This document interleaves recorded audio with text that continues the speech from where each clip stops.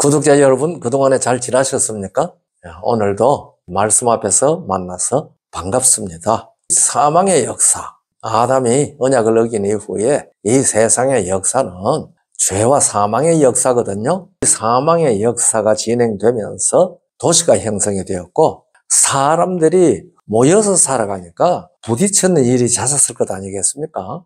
부딪히는 일이 잦으니까 죄와 사망의 성질이 강하게 나타납니다. 그래서 시기와 질투와 싸움과 도둑질 등등이 난무했을 것이죠. 아마도 대표적인 것이 가정이 급속히 허물어지는 것이었을 것입니다. 하나님께서 창조하실 때에 그렇게 말씀하셨잖아요. 생육하고 번성하여 땅에 충만하라고 하셨거든요. 하나님께서 창세기 1장 28절에서 이 말씀을 하실 때에는 타락한 상태로 생육하고 번성하여 땅에 충만하라고 하신 것이 아니죠. 하나님이 창조해 주신 그 상태로 하나님의 형상을 고이 간직한 상태로 생육하고 번성하여 땅에 충만하라고 했단 말입니다. 그렇게 되면 이 세상은 사랑이 충만한 세상이 되고요. 자녀가 하나씩 날 때마다 사랑이 하나씩 불어나는 것이죠. 그런데 이제는요. 사람이 사망의 존재가 되어가지고 이 사망은 죄의 삭시잖아요. 그러니까 사망의 존재가 되어가지고 아기가 하나씩 태어나면은 죄가 하나씩 불어나는 겁니다. 그래서 사탄은 이 가정을 파괴하는 것이 자기의 목적을 달성하는 일에 효과적이라고 하는 사실을 잘 알았던 것 같습니다. 가정을 파괴하는데 도시에 모여서 시기와 질투와 싸움과 도둑질 이렇게 돼가지고 가정이 급속히 허물어지게 되었단 말입니다. 그래서 사단은 가정을 문란하게 하면은 자녀들이 네피림이 된다는 것을 홍수전 사실로 잘 알았습니다. 이 네피림에 대해서는 전에 말씀을 드렸습니다. 그래서 사탄은 가정을 파괴하는 데 힘을 기울였는데요. 여기서 생긴 것이 일부다처와 동성연애입니다. 성경은 이것을 다른 색을 따라가는 것이라고 말했습니다. 동성연애하는 걸 다른 색을 따라가는 것이라고요. 그래서 유다서 1장 7절에 보면은 소돔과 고모라와 그 이웃 도시들은 그들과 같은 모양으로 간음을 행하며 다른 색을 따라가다가 영원한 불의 형벌을 받음으로 거울이 되었느니라. 그렇게 기록을 했거든요. 다른 색이라고 번역한 말은 다른 육체. 여기 색이라고 번역된 것이 사르크스라고요. 바사르, 히브리 말로는 바사르. 다른 육체를 따라갔다는 말이거든요. 하나님께서는 남자와 여자를 창조하셔서 생육하고 번성하라고 하셨는데 동성끼리 성행위하는 것은 생육과 상관없습니다. 이것은 전적으로 육체적 쾌락에 빠지는 것인데요. 그래서 거기 상당한 결과에 빠집니다. 그의 신체에 이상이 생기는 것뿐만 아니라 가정이 파괴될 위험이 엄청 높죠. 우리가 말라기 2장 15절에 보면 이런 말씀이 있습니다. 여호와는 영이 유여하실지라도 오직 하나를 짓지 아니하셨느냐? 어찌하여 하나만 지으셨느냐? 이는 경건한 자손을 얻고자 하심이니라. 하나님께서 일남일녀를 창조하셔서 생육하고 번성하라고 하신 목적은 하나님의 형상을 지닌 경건한 자손으로 세상을 충만하게 채우고자 하시는 것이었는데요. 그런데 여기에 경건한이라고 번역된 말은 원문을 보면 좀 깜짝 놀랄 말입니다. 이 말에 경건함이라는 뜻도 있는지는 모르지만은 엘로힘입니다. 이 엘로힘은 하나님입니다. 그러니까 일남일녀를 창조해서 창조하실 때에 하나님의 형상대로 지음을 받은 그런 사람이 나게 하시는 것이 하나님의 생각이었거든요. 그런데 이혼하고 일부다처하고 동성연애하고 이렇게 하는 일을 통해서 하나님의 경건한 자손, 엘로힘의 형상을 지닌 경건한 자손을 태어나지 못하도록 하는 것이 가정을 파괴하는 사단의 계획입니다. 우리들 중에는 가정을 잘 건사하는 그리스도인들만 있기를 바랍니다. 오늘날 세상은 얼마나 험악합니까? 이 소돔의 도덕적 상태가 하나님의 이런 뜻을 거절하고 방해하는 상태를 잘 나타냅니다.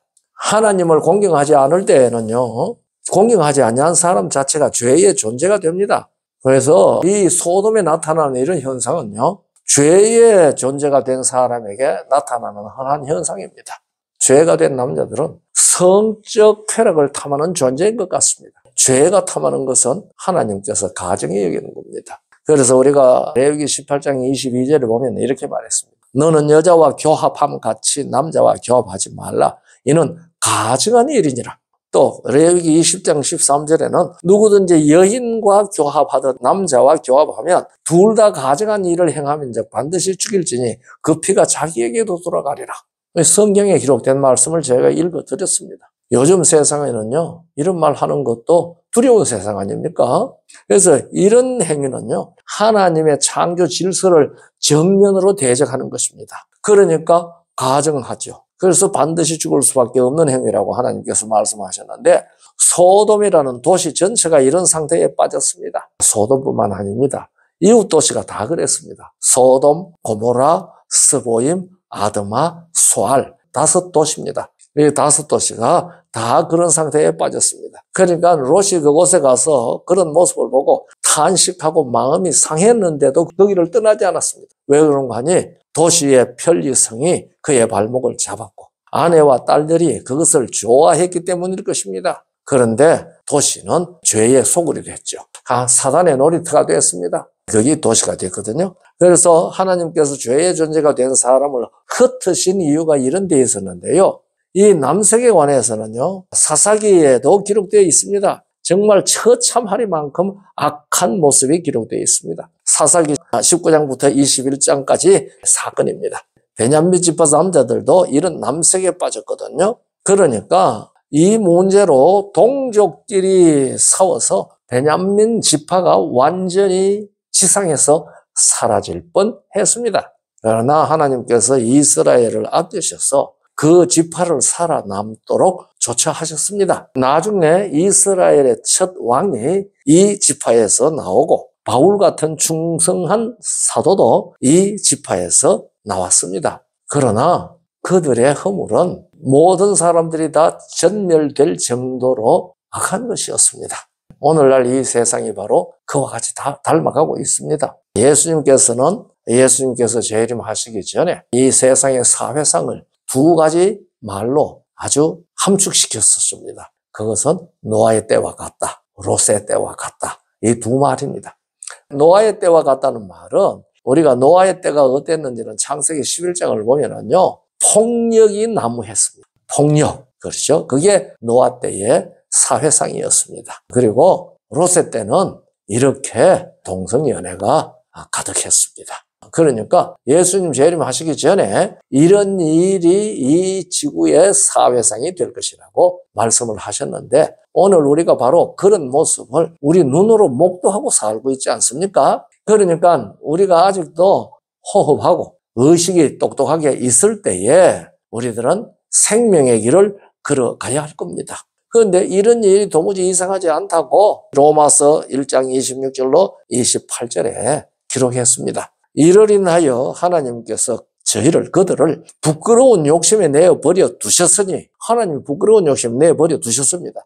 저 여인들도 순리대로 설 것을 바꾸어 영리로 서며 이와 같이 남자들도 순리대로 여인 서기를 버리고 서로 향하여 음욕이 부릴 듯하며 남자가 남자로 더불어 부끄러운 일을 행하여 저희의 그릇됨의 상당한 보응을 그 자신에게 받았느니라. 28절 유명한 말씀입니다. 또한 저희가 마음에 하나님 두기를 싫어하며 하나님께서 저희를 그 상실한 잃어버린 마음대로 내어버려 두사 합당치 못한 일을 하게 하셨으니 이게 도시가 만든 타락상입니다. 그러니까요, 우리가 생활하면서 합당하지 못한 일, 도덕적으로나 신앙적으로나 이 세상의 사회 생활적으로 합당하지 못한 일을 한다면은 하나님께서 우리의 상실한 마음대로 내버려 두셨다는 사실을 인식하는 일은 주님께